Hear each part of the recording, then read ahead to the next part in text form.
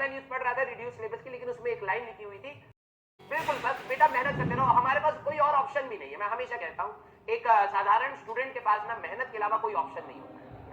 समय भी भगवान देता है, किस्मत भी भगवान देता है, ठीक है। आपके पास तो अगर आप देखोगे आपके पास सिर्फ और सिर्फ मेहनत बचती है, ठीक है। अगर आप वो भी चीज नहीं करोगे तो फिर बहुत दिक्कत वाली बात हो जाती है। और देखो टफ टाइम हमेशा आते हैं और टफ टाइम में जो झेल जाता है वही स्ट्रॉन्गर बन के निकलता है। अदरवाइज लोग डिप्रेस होते ही निकलते हैं, यार बड़ा मुश्किल समय था, वो तो आता है भाई, आज नहीं तो कल आ जाएगा तुम्हारा।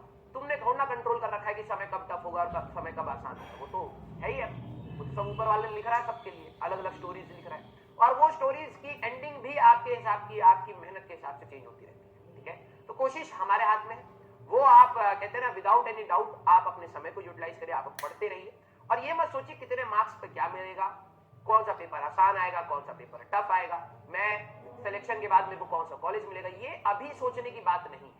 अभी भगवान ने आपको एक टारगेट दिया है, ठीक है, कि आप इस तैयारी को करिए, अच्छे से करिए, कोई इसमें कामचोरी मत करिए, ठीक है। और आपने भी कहीं ना कहीं वही टारगेट लिया है, तो इसके रिजल्ट्स क्या होंगे क्या नहीं होंगे वो सब डिपेंड करता है आज की मेहनत पर, ठीक है। तो आप उस पर थोड़ा सा ज्यादा फोकस करिए। देखिए ये डाउट्स आते हैं, ये थॉट्स भी आते हैं कि यार कैसा सिलेक्शन होगा कैसा नहीं होगा, ठीक है, तो वो फॉर द टाइमिंग, मैं ये नहीं कह रहा कि उसको आप निकाल के फेंक दीजिए दिमाग से, ऐसा नहीं, वो ओरिएंटेशन करने में भी आपकी मदद करता है। कई बार आप उसको सोचते हैं तो वापस से आपकी एनर्जी आ जाती है, यार हाँ मेरे को करना था, ठीक है, सोचिए, लेकिन उसका लोड मत लीजिए। और कुछ समय आपके लिए टफ होते हैं, मैं यहाँ पर फील कर रहा हूँ, और यही समय मेरे लिए भी अपने टाइम पर टफ था, तो होता है, ठीक है। मैंने भी यहाँ पर बहुत गलतियां करी थी, और जो मैं बोल रहा हूँ ना, जितना हो पाए, मैं तो ये सोच रहा था कि कुछ नहीं कर पाऊंगा मैं, ठीक है, लेकिन उसका भी एक इजी वे, जितना हो सके एक गाड़ी आगे बढ़ती रहनी चाहिए। अगर गाड़ी रुक गई ना तुम्हारी, फिर स्टार्ट करने में बड़ी दिक्कत होती है, ठीक है, तो रुकने मत देना। तुम्हें लग रहा होगा कि यार पूरी दुनिया आगे निकल गई, तुम बस 20% ही कर पा रहे हो, 30% भी कर पा रहे हो, अरे 30% तो कराना।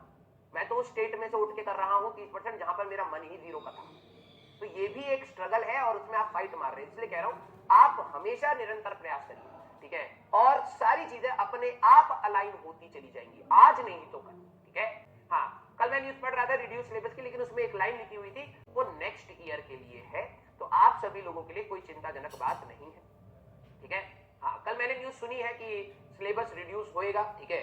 अब उसमें एक स्टेटमेंट था कि प्लानिंग फॉर नेक्स्ट ईयर, ठीक है, तो नेक्स्ट ईयर का जो आपका जेईई मेंस या एडवांस होगा उसमें कुछ सिलेबस का रिडक्शन करा जा रहा है। अच्छी बात है, मैं तो ये बात बोलूंगा ये अच्छी बात है, क्योंकि हमारे पूरे सिलेबस में कुछ ऐसी चीजें हैं जिसकी मुझे लगता है कि अभी रिक्वायरमेंट नहीं है, आने वाले इंडस्ट्री के अप्रोच के हिसाब से देखें तो उनको अगर हम डिस्कार्ड कर देंगे तो बहुत बड़ा लॉस नहीं होगा।